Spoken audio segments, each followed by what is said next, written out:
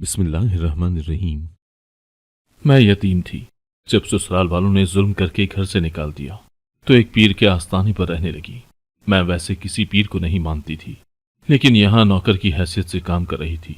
जब एक दिन पीर के कमरे की सफाई करने गई तो पीर ने फौरन हाथ पकड़ते हुए कहा, तुम तो शहजादी हो, ये काम क्यों करती हो? उसका अजीब सा लहजा सुनकर मैं डर गई और दूसरे हाथ से पीर को धक्का देते ही जैसे ही मैं बाहर भागी, अचानक एक मेरा नाम सबा है। मेरा ताल्लुक बहावल नगर से है। मैं अपने माँ बाप की इकलौती बेटी थी। अम्मा मेरे बचपन में ही इंतकाल कर गई थी। बाबा भी अक्सर घर से बाहर रहते थे। मुझे अकेले सोने की आदत नहीं थी। मैं अम्मा के साथ सोती थी और अम्मा को याद कर करके रोती थी कि माँ के सिवा कोई नहीं पूछता। माँ ही है जो खुद भूखी रह लेगी मगर अपनी औलाद को भूखा नहीं सोने देती। और आज अम्मा के जाने के बाद किसी ने पूछा तक नहीं था कि सबा ने खाना खाया है कि नहीं। हम और चचा लोग एक ही घर में रहते थे।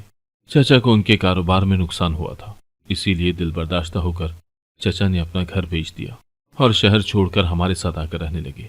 तब से अब तक चचा लोग हमारे साथ ही रह रहे थे। चचा और चची की एक बेटी और एक बेटा था। हिरा मेरी हम उम्र थी और उसका भाई जुनैद हमसे 5 साल बड़ा था। जुनैद भाई को पढ़ाई का बिल्कुल शौक नहीं था। चचा ने मार पीट कर बड़ी मुश्किल से मैट्रिक करवाया था। चचा ने बहुत चाहा कि उनका बेटा पढ़ लिख जाए और अपने पांव पर खड़ा हो जाए। चाचा ने चाची से भी कहा कि अपनी औलाद पर ध्यान दो, इनकी तरबियत पर तवज्जो दो। जैसे इनकी हरकतें हैं, कल को ये हमें किसी को मुंह दिखाने लायक नहीं छोड़ेंगे और फिर सर पकड़कर बैठी रहना। चची ने कहा, आप तो ऐसे ही मेरे बच्चों के पीछे पड़े रहते हैं, कुछ नहीं होता, सब ठीक हो जाएगा। और चाचा चाची की इस बात पर सर पकड़कर रह जाते। चची ने जिद करके हीरा को मेरे स्कूल में दाखिल करवाया था। हीरा भी उसी स्कूल जाने लगी थी। मुझे अम्मा की बहुत याद आती थी। जब स्कूल जाती तो वहां भी गुमसुम ही रहती और घर आकर अपने कमरे में बंद हो जाती।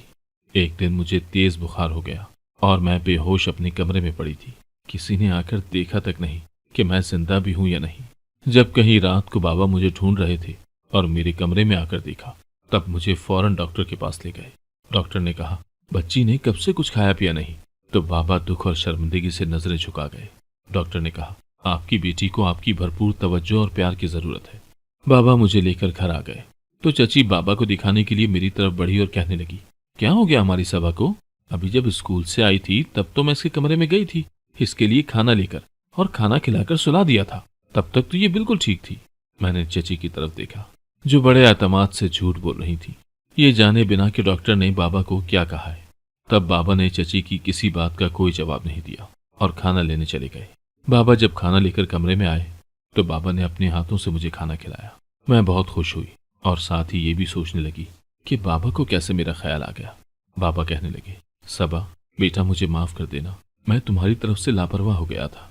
मुझे लगा था कि तुम्हारी चची तुम्हारा बहुत ख्याल रख रही है, मगर अब मैं अपनी बेटी का ख्याल खुद रखूंगा। बाबा अब खुद मुझे स्कूल छोड़कर आते और लेने भी जाते। बाबा की तवज्जो की वजह से अब मैं कुछ संभल गई थी। एक दिन बाबा ने बताया कि उनको काम के सिलसिले में शहर से बाहर जाना है और जल्द ही वो वापस आ जाएंगे। बाबा की बात सुनते ही मैं रोने लगी। मैंने बाबा से कहा, मैं यहाँ अकेले नहीं रहूंगी, मैं भी आपके साथ ही चलूंगी। मगर बाबा ने कहा, मैं जल्द वापस आ जाऊंगा और बेटा 1 हफ्ते की तो बात है। मैं बाबा की बात सुनकर खामोश हो गई। अगले दिन बाबा शहर चले गए।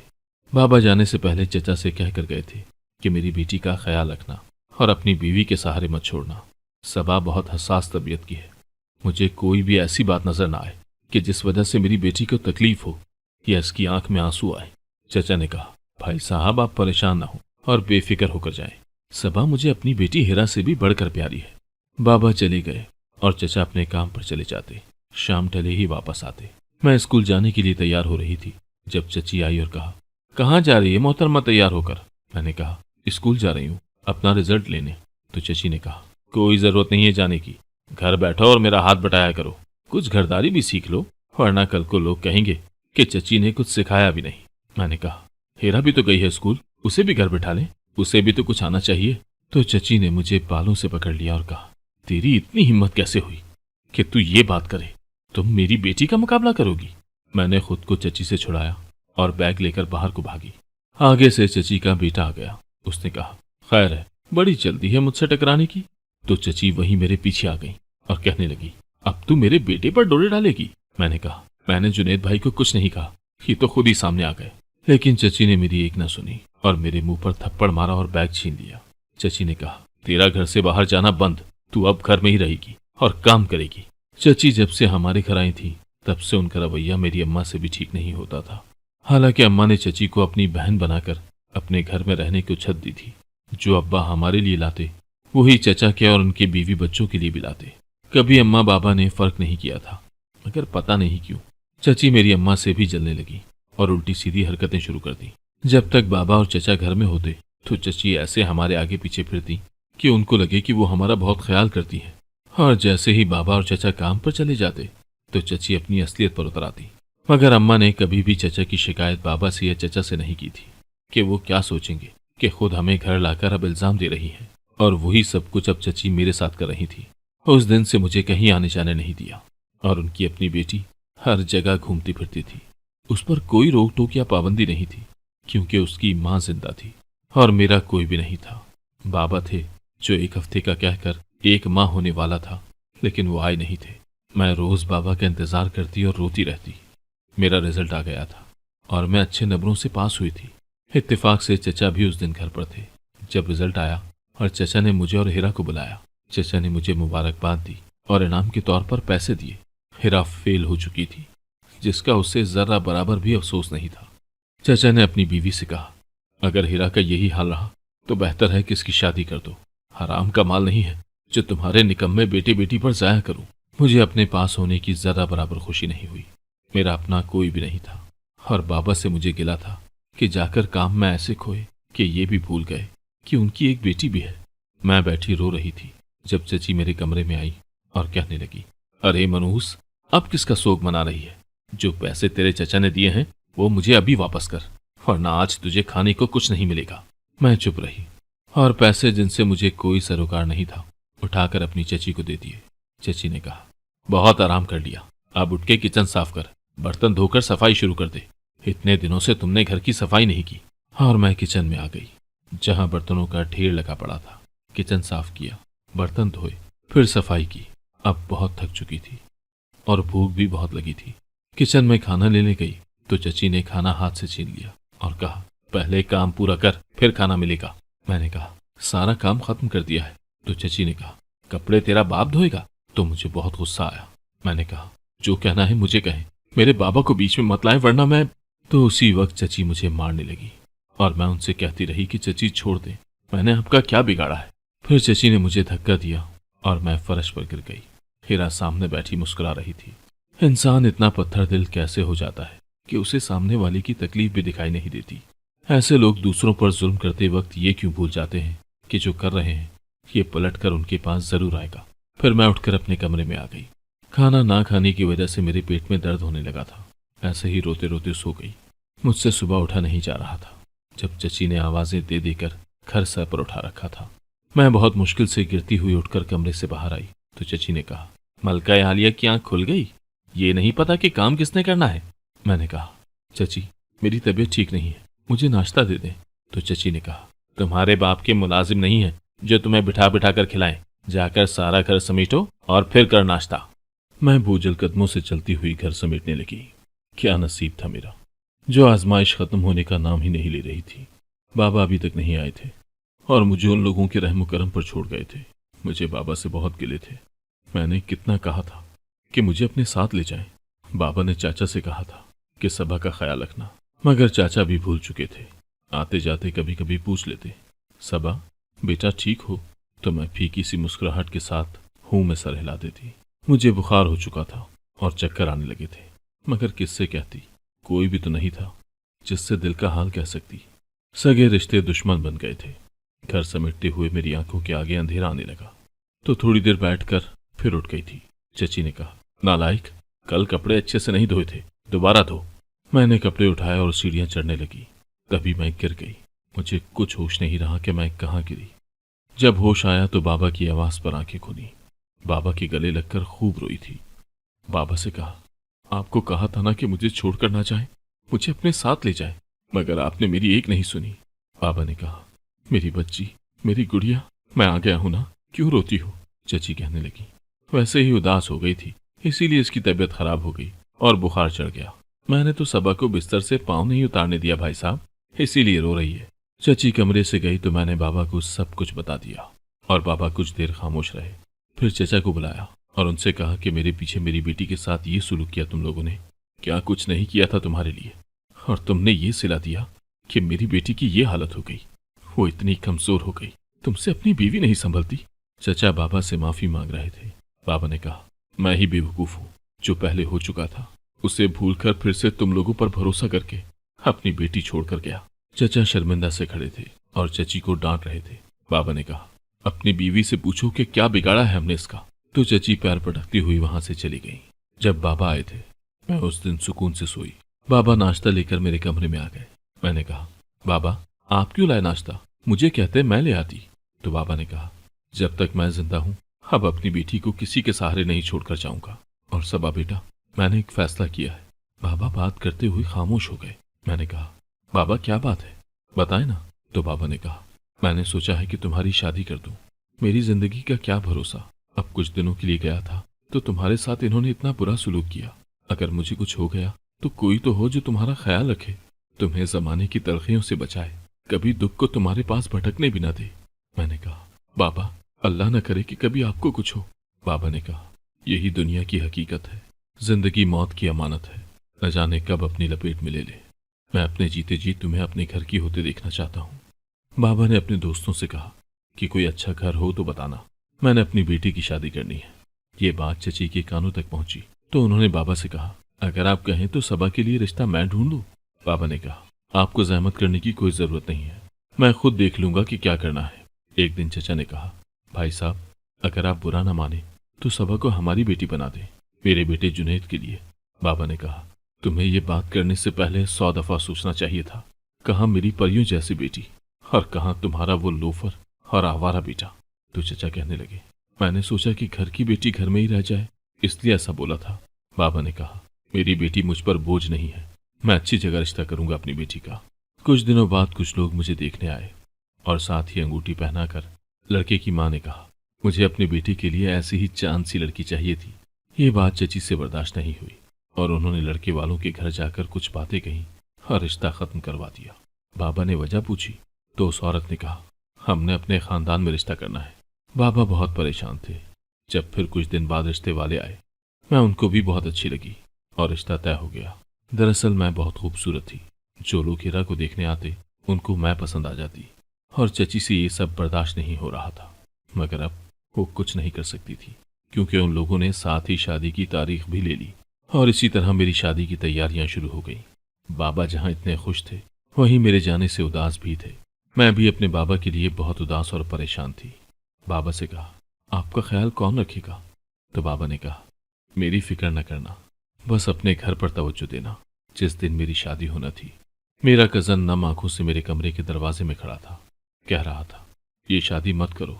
मैं जानता हूँ ये वक्त नहीं है ऐसी बात करने का, पर मैं दिल के हाथों मजबूर हूँ।